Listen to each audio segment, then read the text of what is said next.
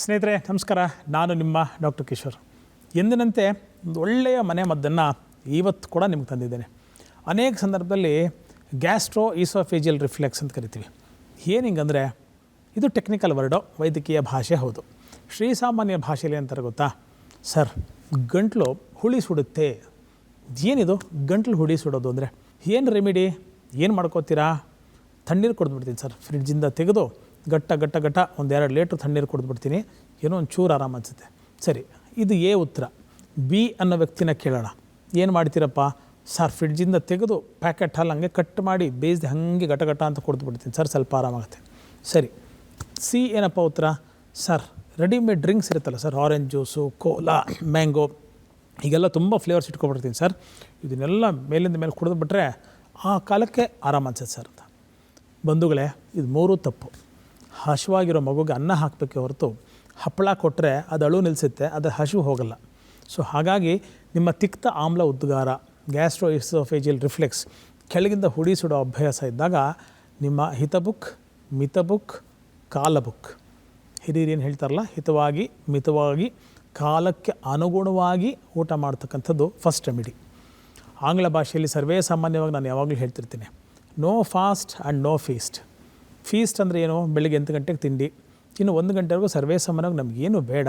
ಆದರೆ 11 ಗಂಟೆಗೆ ಫ್ರೆಂಡ್ ಬೇಜಾರು ಮಾಡ್ಕೋತಾನೆ ಅಂಥೇಳಿ ಅವನ ಜೊತೆಗೆ ಒಂದು ಚೂರು ಕ್ಯಾಂಟೀನ್ಗೆ ಹೋಗಿ 1-2 ವಡೆ, ಒಂದು ಬಜ್ಜಿ, ಒಂದು ಚೂರು ಕಾಫಿ, ಅವ್ರಿಗೋಸ್ಕರ ನಮಗೋಸ್ಕರ ಅಲ್ಲ ಅಂತ.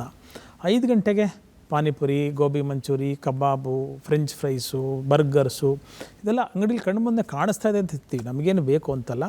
ರಾತ್ರಿ ಮನೆಗೆ ಹೋಗಿ ದಿವಸ ಅದೆಲ್ಲ ಊಟ ಮಾಡೋದು.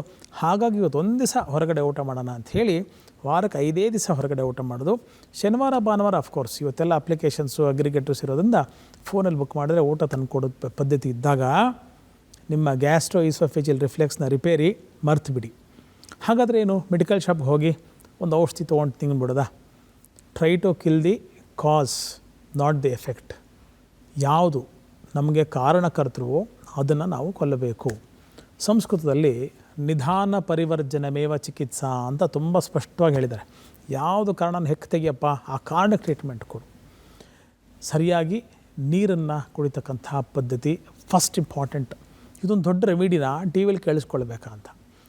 5-6 ಲೀಟ್ರ್ ರಕ್ತ ನನ್ನ ಶರೀರದಲ್ಲಿದೆ ಅಂದರೆ ಆ ಚೆನ್ನಾಗಿ ನನ್ನ ಲಿವರು, ನನ್ನ ಡೈಜೆಸ್ಟಿವ್ ಸಿಸ್ಟಮ್ಮು, ನನ್ನ ಪ್ಯಾಂಕ್ರಿಯಾಸು ಎಫಿಷಿಯೆಂಟಾಗಿ ಕೆಲಸ ಮಾಡಬೇಕು ಅಂದರೆ ಕನಿಷ್ಠ ಪಕ್ಷ 4 ಲೀಟ್ರ್ ನೀರು ಕುಡಿಬೇಕು ಅಲ್ವಾ? ಎಷ್ಟೋ ಜನ ನೀರು ಕುಡಿತಕ್ಕಂಥ ಅಭ್ಯಾಸವೇ ಇಟ್ಕೊಳ್ಳಲ್ಲ.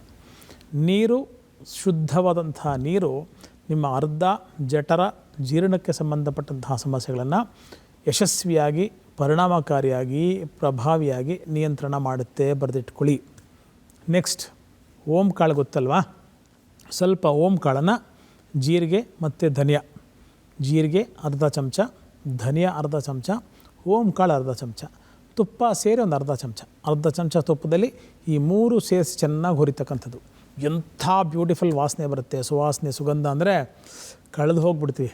ಈ ಜೀರಿಗೆ, ಧನಿಯಾ, ಓಂ ಕಾಳನ್ನು ತುಪ್ಪದಲ್ಲಿ ಹುರಿದ ಮೇಲೆ ಸ್ವಲ್ಪ ನೀರಿಗೆ ಹಾಕಿ ಕುದಿಸ್ಕೊಳ್ಳಿ.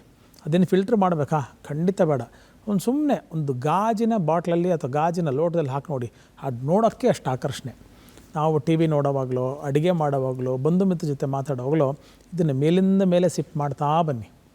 ಅತ್ಯದ್ಭುತವಾದಂಥ ರೆಮಿಡಿ ಇದು ನಿಮ್ಗೆ ಆಗುತ್ತೆ. ಈ ಗ್ಯಾಸ್ಟ್ರೋ ಈಸೋಫೇಜಿಯಲ್ ರಿಫ್ಲೆಕ್ಸ್ಗೆ ಸಂಪೂರ್ಣವಾದಂಥ ಪರಿಣಾಮ ಈ ಒಂದು ಸರಳ ಮನೆ ಮದ್ದು ನಿಮಗೆ ಕೊಡುತ್ತೆ ಅಂತಕ್ಕಂಥ ಮಾತು. ಇನ್ನು ಅನೇಕ ಸಮಸ್ಯೆಗಳು, ಅನೇಕ ಪರಿಹಾರಗಳು ವಾಪಸ್ ಬರ್ತೀನಿ, ಕಾಯ್ತಾ ಇರಿ. ನಮಸ್ಕಾರ.